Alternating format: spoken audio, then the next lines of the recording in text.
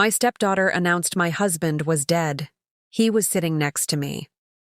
At exactly 7:18 on a rainy Wednesday morning, my phone lit up with my stepdaughter's name. Olivia never called before 8. She preferred texting, even on birthdays.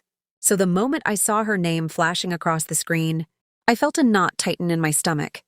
Across the kitchen table, my husband, Daniel, folded the sports section of the newspaper and looked up. "Everything okay?" he asked, reaching for his coffee.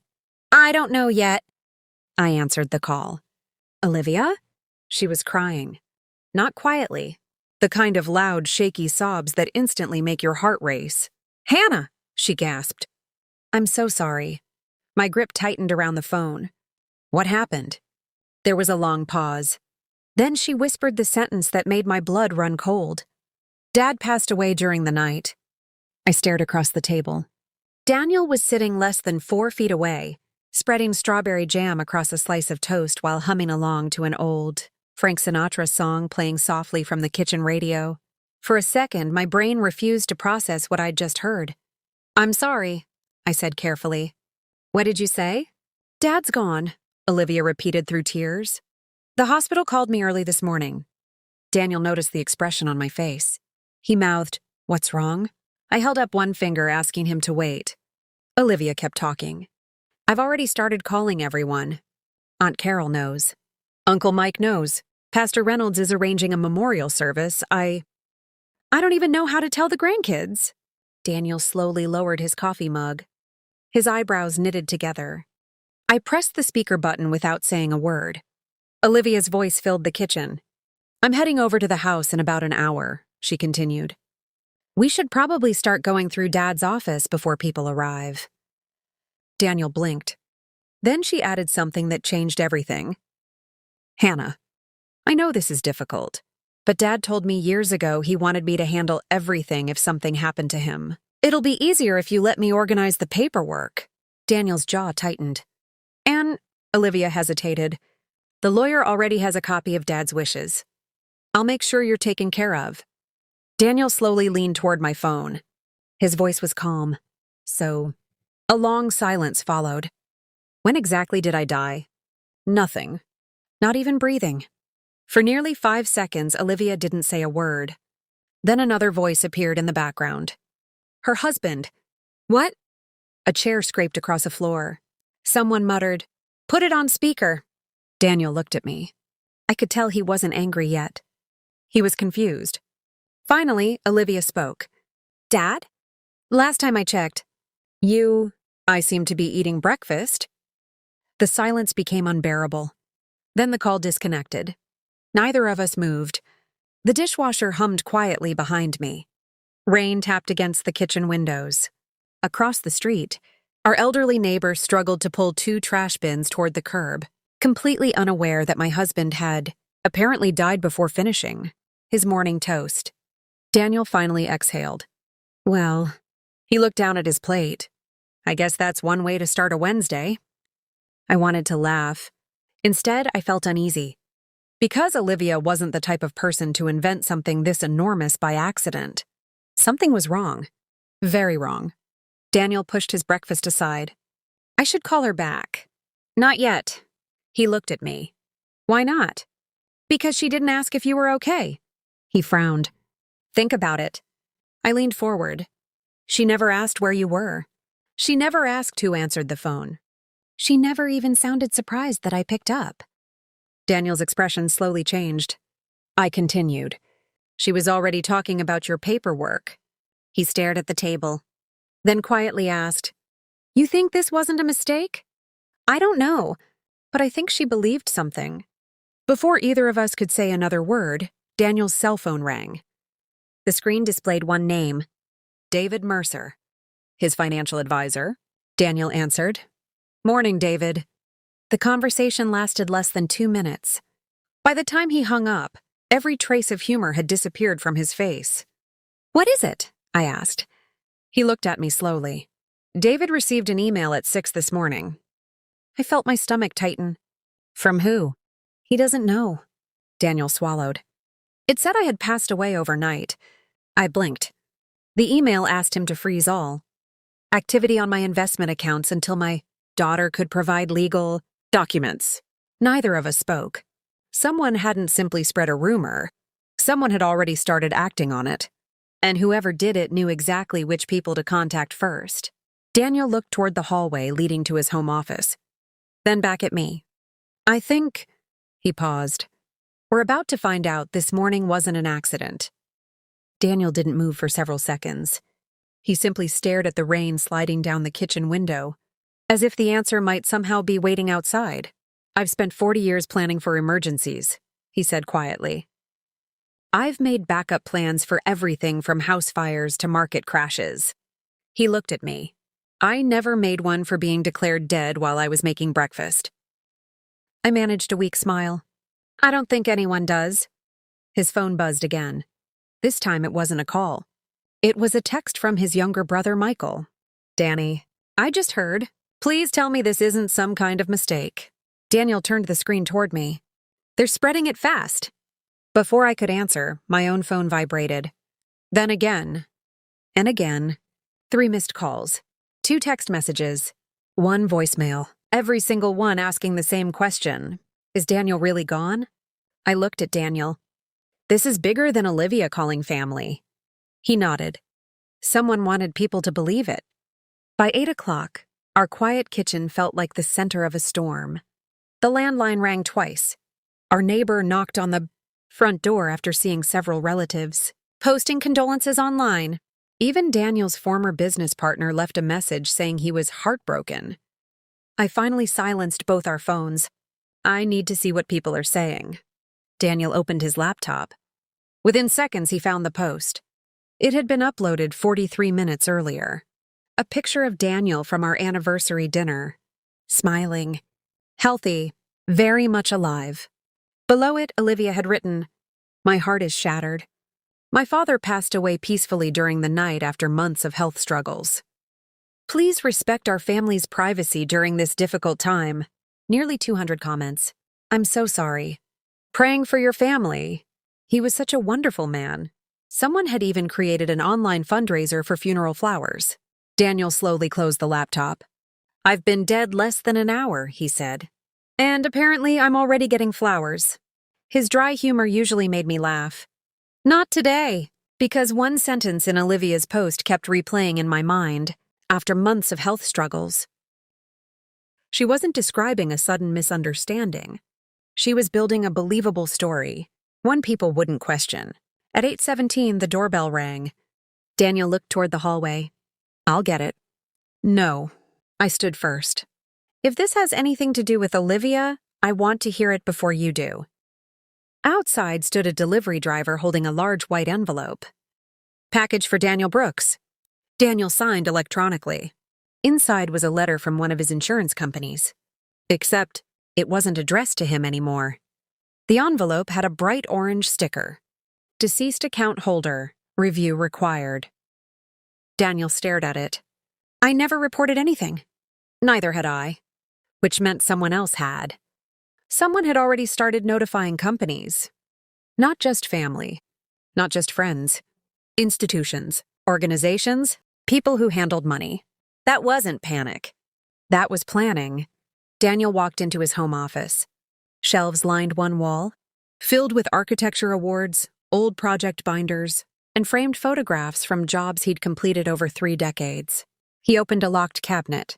Inside sat a black fireproof box. Birth certificates, insurance papers, estate documents, investment statements. Everything exactly where he always kept them. Except, he frowned. The estate folder. What about it? It isn't here. I felt a chill. What do you mean? It should be right on top. He searched again.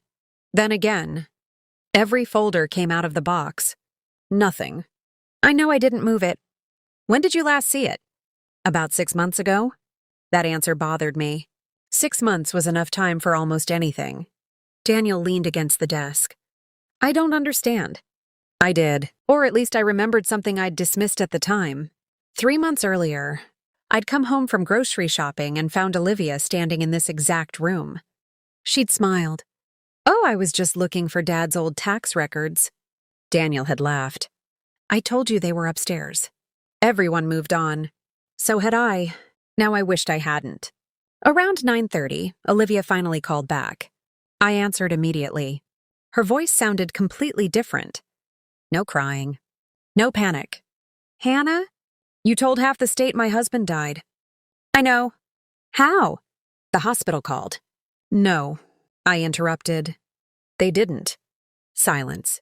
Daniel folded his arms. I switched to speaker. Olivia, I said slowly. Dad is sitting right here. I know. You know? I know now. Daniel finally spoke. What made you think I was dead? She hesitated. I got a call. From who? I don't remember. Daniel looked at me. Neither of us believed that. You don't remember who told you your own father died? It all happened so fast. Then she changed the subject. I'm coming over. No. Daniel's voice surprised even me. We need to talk. We will. Not today. Another pause. Then she asked the question that made my heart sink. So, have you looked through your office yet? Daniel's face hardened. Why would you ask that? No. He cut her off. Why would that be your first question? She didn't answer. Instead, she quietly said, I'll call you later. The line went dead. Daniel stared at the phone. She's hiding something? I nodded. For the first time, he looked toward the hallway leading back to his office. I think you're right. By lunchtime, we were no longer trying to understand one strange phone call. We were trying to understand an entire chain of events. A false death announcement, an email to his financial advisor, insurance notifications, a missing estate folder, a social media post, and a stepdaughter who seemed far more interested in paperwork than in whether her father was alive. I looked across the table at Daniel. This started before this morning. He slowly nodded. I think so too. Neither of us realized that before the day was over, someone would arrive at our front door carrying documents. That would prove this wasn't a misunderstanding at all. It was the first move in a plan that had been unfolding for months. The rest of Wednesday disappeared beneath a cloud of phone calls. By 2 o'clock, Daniel's obituary had already been removed from social media. But the damage wasn't. People had believed it. Some still did. Every few minutes, another message arrived asking if the rumors were true. Daniel finally silenced his phone and dropped it onto the kitchen counter. I've spent 67 years building a reputation, he said quietly. It took one fake post to make people question whether I was alive. I walked over and wrapped my arms around him. They'll know the truth soon. He nodded, but his eyes stayed fixed on the window. I'm not worried about strangers. I looked at him. I'm worried about my daughter. That sentence hurt more than either of us admitted. Around 3 that afternoon, our doorbell rang again. This time it wasn't a delivery driver. It was a sheriff's deputy. My stomach tightened. Daniel opened the door. Mr. Brooks? Yes. The deputy looked relieved. I'm glad to see you standing. Daniel frowned. I've heard that a lot today. The deputy gave a small smile before becoming serious again. We received a welfare request this morning. From who? I'm afraid I can't discuss that. He glanced at the tablet in his hand. The report claimed family members believed someone inside this home was preventing you from communicating with relatives. I felt my chest tighten. Daniel's expression changed instantly. What? The deputy looked at me politely. Sir, would you mind stepping outside for just a moment? I need to ask you a few standard questions. Daniel didn't hesitate. Of course. 5 minutes later, he came back inside. They wanted to know if I knew today's date. He laughed once. They asked if anyone was controlling my finances. His smile disappeared. Someone's trying to build a story. I already knew who. The question was, why? That evening, Daniel unlocked the cabinet in his office one more time. I know that folder didn't just disappear. We searched everywhere. Bookshelves, desk drawers, storage boxes, even the garage. Nothing. Then I noticed something sitting beneath the desk. A small plastic memory card. The kind used in security cameras. I picked it up. Daniel. He looked over. Do you know what this belongs to? His forehead wrinkled. Our indoor camera. I stared at it. You took it out? No. We both looked toward the bookshelf. A small security camera sat there. The indicator light was off. Daniel climbed onto a chair and checked it. The memory card's missing. I held it up. Not anymore. 20 minutes later, we were sitting in the living room with Daniel's laptop. The camera automatically stored footage on the card. Most of it was ordinary. The mailman, the cleaning service, my sister visiting for lunch. Then Daniel stopped scrolling. There. The recording was dated nearly 3 months earlier. The afternoon Olivia had supposedly stopped by to borrow tax records. The office door opened. Olivia stepped inside. She looked around carefully before walking to the fireproof cabinet. She already knew where the key was. Neither of us spoke. She unlocked the cabinet, removed several folders, photographed page after page with her phone, then carefully returned everything. Except, Daniel paused the video. Zoom in. I enlarged the image. Olivia slipped one thin blue folder into her handbag before locking the cabinet. Daniel leaned back in his chair. She took it. The estate folder. He slowly nodded. For months, neither of us spoke again until the video ended. The room suddenly felt colder, not because we had proof someone entered the office, because she hadn't looked nervous. She looked prepared, like she'd done it before. Daniel rubbed his forehead. I don't understand. You trusted her. I still do. I looked at him. No, he sighed. I trusted the daughter I thought I knew. At 7:40 that evening, my phone buzzed. Unknown number. Normally, I ignored those calls. Something told me not to. This is Hannah, a woman answered. My name is Rebecca Sloan. I didn't recognize it. I'm the branch manager at First National Bank. I exchanged a glance with Daniel. Is something wrong? She hesitated. I probably shouldn't be calling. But after everything that happened today, what happened? A woman came into the branch this morning, asking what documents would be required if a deceased account holder's spouse wasn't cooperating. My heart skipped. Did she give a name? Olivia Brooks. Daniel slowly closed his eyes. Rebecca continued. When we explained that nothing could happen without official documentation, she seemed frustrated. Daniel stood up. When was this? Around 9 this morning? 9 o'clock. While Daniel was sitting beside me drinking coffee, someone had already begun trying to access the accounts of a man who was very much alive. And for the first time since the nightmare began, I realized this wasn't about one terrible mistake. It was about a plan that had started long before that phone call, and someone was now running out of time. The house felt unnaturally quiet after Olivia left. Daniel carried his coffee into the living room but never took another sip. He stood by the window, watching rain collect in the gutters, while I sat on the couch trying to make sense of everything we'd heard that morning. I keep asking myself one question, he finally said. What question? If she really thought I was dead, why wasn't she relieved to find out I was alive? I looked at him. Because whatever she expected to happen depended on everyone, believing you were gone. Daniel slowly nodded. That answer seemed to hurt him more than anything else. At 10:30 that morning, his phone rang again.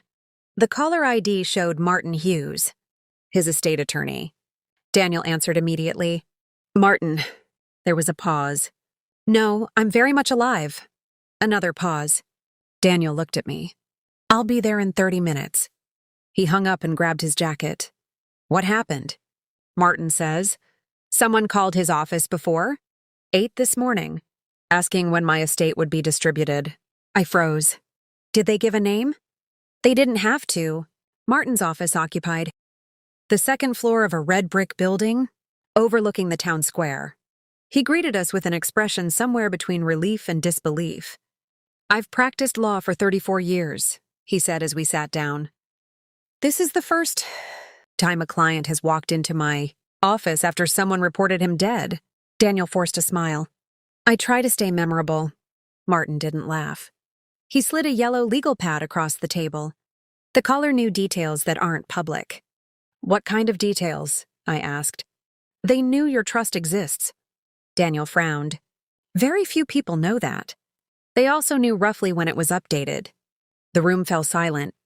Martin folded his hands. That tells me whoever called wasn't guessing. He opened another folder. Someone has been asking questions for months. Daniel's expression changed. What kind of questions? They wanted to know what happens if someone becomes medically unable to manage their own affairs. I felt a chill run through me. They weren't asking about death. Martin nodded. They were asking about control. Daniel looked exhausted as we drove home. He rested one hand against the passenger door and stared out the window. I keep thinking about Olivia when she was 10. I didn't interrupt. She used to wait on the porch every Friday because she knew I'd bring donuts home. He smiled sadly. Somewhere between then and now, I lost track of who she became. I reached across the center console and squeezed his hand. No. He looked at me. You lost track of who she pretended to be. Daniel didn't answer. For the first time since I'd known him, he looked like a man grieving someone who was still alive. That evening, the front doorbell rang again.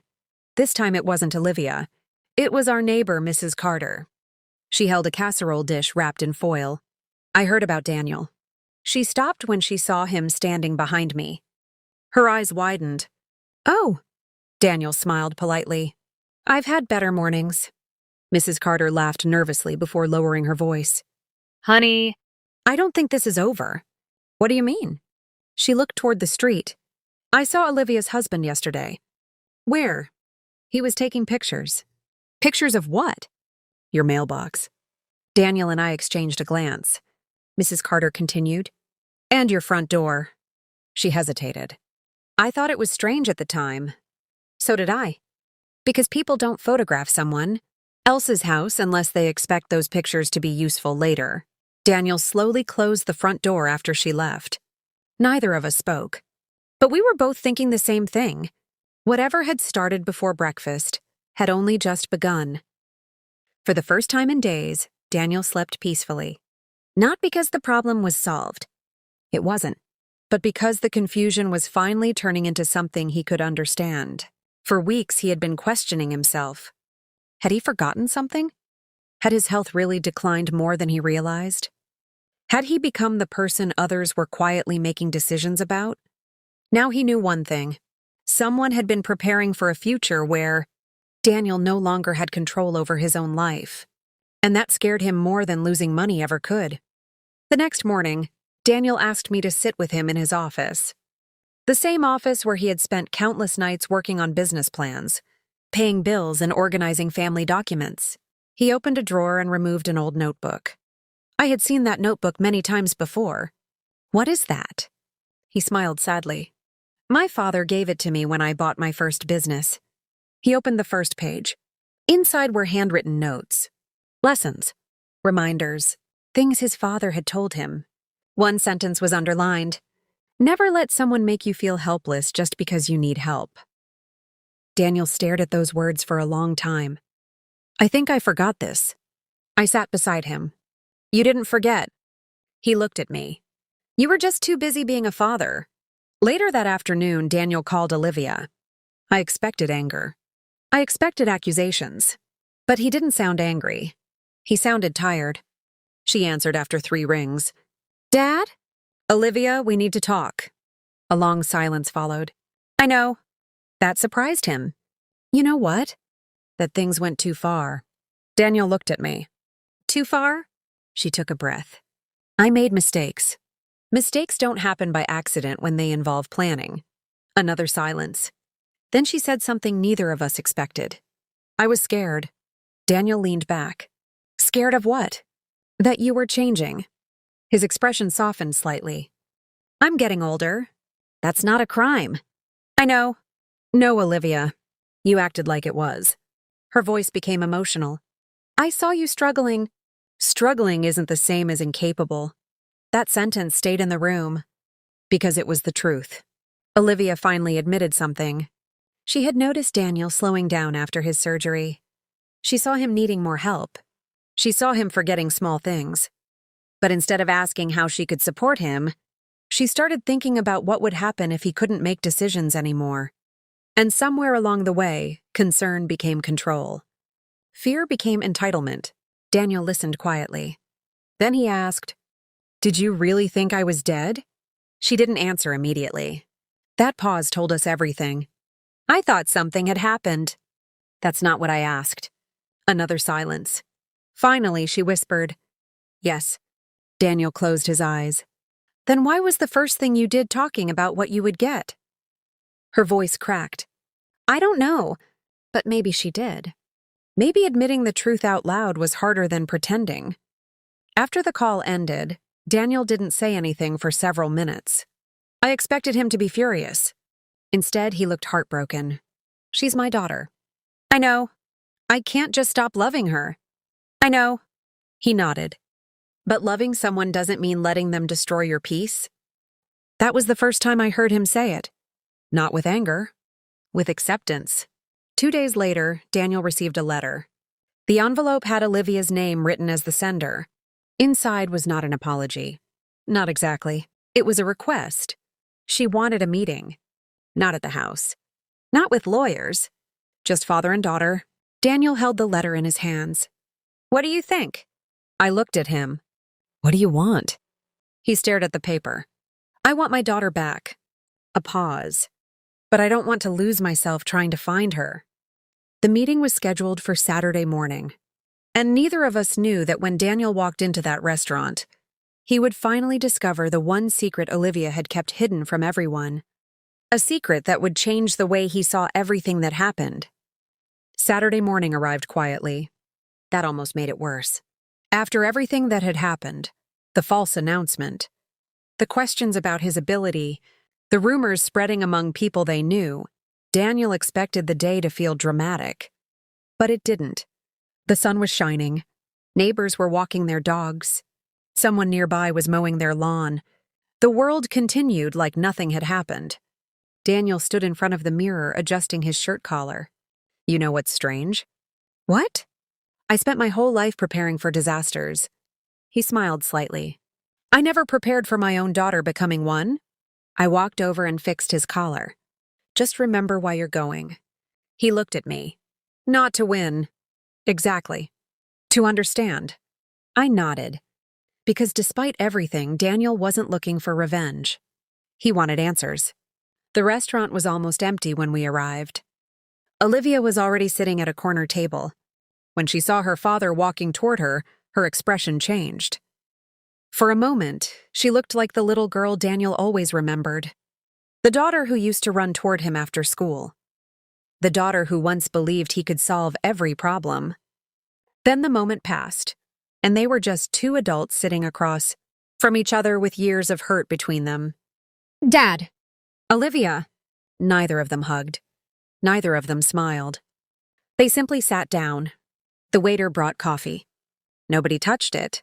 Finally, Olivia spoke. "I know you probably hate me." Daniel shook his head. "No." That surprised her. "I should." "No." He looked directly at her. "I don't hate you. I'm hurt." Sometimes those two words hurt more than anger. Olivia looked down. "I didn't plan for you to find out like this." Daniel's face hardened. "Find out what?" She swallowed. "That I was worried." He leaned back. "Worried enough to announce my death?" Her eyes filled with tears. I panicked. "No." Daniel's voice remained calm. "You made choices." They met at a small coffee shop outside town. I stayed home. Not because I didn't want to know. Because I knew Daniel needed to hear this himself. 2 hours later, he returned. And I knew immediately something had changed. He walked through the door slowly. Not physically, emotionally. Like someone carrying a heavy truth. "What happened?" Daniel placed a folder on the table. Mark knew. "Knew what?" That Olivia wasn't only asking questions about my money. I opened the folder. Inside were copies of emails. Documents. Notes. "What is this?" Daniel sat down. 5 years ago, when I sold my company, there was a disagreement. I remembered. He had mentioned it before. A former employee who wasn't happy about the sale. Mark believed he deserved more money. Daniel nodded. He thought I had cheated him. "But you didn't?" "No." He looked at the papers. "At least I didn't think I did." Mark had discovered something years earlier. A financial mistake. Not made by Daniel. Made by someone inside the company. Money had been moved incorrectly. A serious mistake. But it was corrected before the company was sold. Daniel thought the issue was finished. It wasn't, because someone else knew about it. Someone who had access to old company records. Someone who could use the information against him. And that person was Brad, Olivia's husband. I looked at Daniel. Brad knew? Apparently. How? Mark said Brad contacted him months ago. My stomach tightened. What did he want? Daniel looked down. Information. About you? About my finances. The same pattern? The same questions. The same obsession. Except now we understood something. Olivia wasn't the only person involved. That evening, Daniel called Olivia again. This time, his voice was different. Not hurt. Not confused. Certain. Olivia, I need you to answer honestly. What is it? How much did Brad know about my finances? The silence was immediate. Too immediate. Daniel closed his eyes.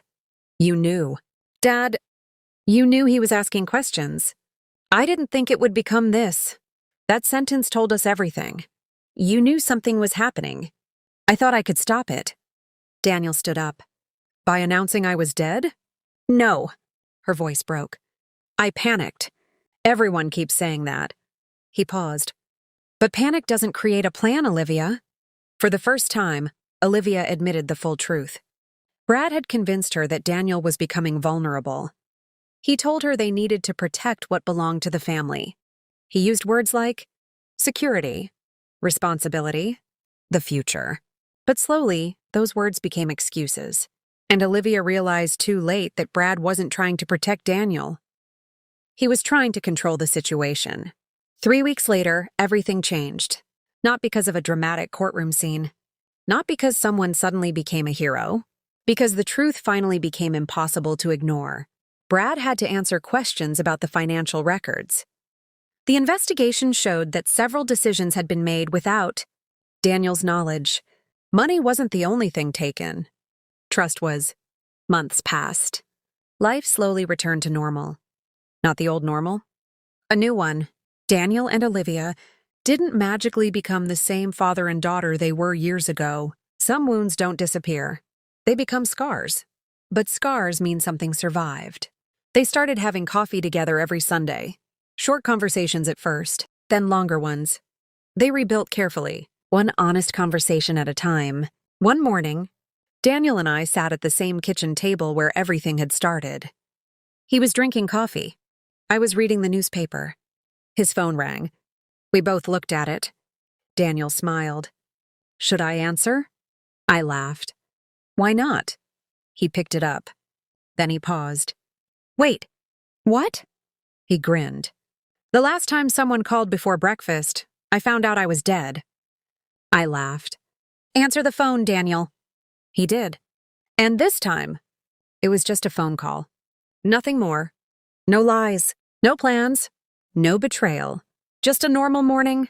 And after everything we had been through, normal felt like the biggest victory of all. Because life isn't about never being hurt. It's about refusing to let someone else's choices take away who you are. Daniel lost money. He lost trust. He lost the version of his daughter he thought would always exist. But he found something more important. His voice. His dignity. And the courage to say, I still love you, but I will never let you control me again. Thanks for watching. If you enjoyed this story, don't forget to subscribe to Revenge. Diaries for more emotional revenge stories and unforgettable moments.